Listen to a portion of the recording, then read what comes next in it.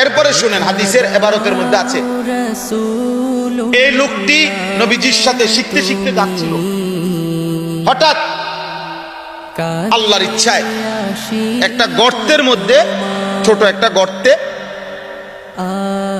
ওই ওনার উট পা পিছলাইয়া হোক যেভাবে হোক হোঁচট খাইয়া গর্তে পড়ে গেছে উট। এই গর্তে পড়ে যাওয়াতে উনিও গর্তে পড়ে গেছে। সাহাবীরা যখন তাড়াহুড়া করে ওই উট এবং ওনারে উঠাইছে, তখন দেখছেন ইনি এই মাত্র মুসলমান হইছে, মাত্র একদ্দুর জায়গা, এখান থেকে মনে করেন গরিপুর, কথার কথা একদ্দুর জায়গা দিন শিখছে, এই অবস্থায় উঠাইয়া দেখছে উনি শাহাদাত বরণ করছে, ইন্তেকাল করছে। উটও মারা গেছে, উনিও মারা গেছে।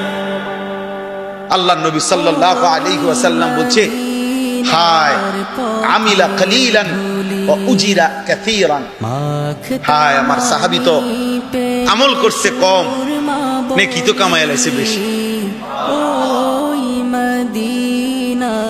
এরপরে নবীজি বলছেন, সাহাবারা শুনো, এ আমার এমন ঈমানদার, আল্লাহ তাআলা কোরআনে বলছেন সফল হেদায়েত প্রাপ্ত মুমিনের একটা চিহ্ন আল্লাহ বলছেন, আল্লাযীনা আমানু ওয়া লাম ইয়ালবিসু ঈমানাহুম বিযুলমিন, যারা ঈমানদার হলো এবং তাদের ঈমানের সাথে এক বিন্দু কোনো গুনাহ যেটার সাথে মিশে নাই, এমন মুমিন আল্লাহ বলেন আমি আল্লাহর প্রিয়। তো নবীজি সাল্লাল্লাহু আলাইহি সাল্লাম বলেন, তোমরা সাক্ষ্য দিতে পারো আমার এই সাহাবী সেই মুমিন যার ঈমানের মধ্যে এক যাররা গুনাহ এখনো যোগ হয় না, কারণ এই ঈমানই তো আনছে মাত্র। কথা বুঝেন নাই? এন থেকে তো আধা কিলোর ভিতরে মারাই গেল, গুনাহ করবে কত?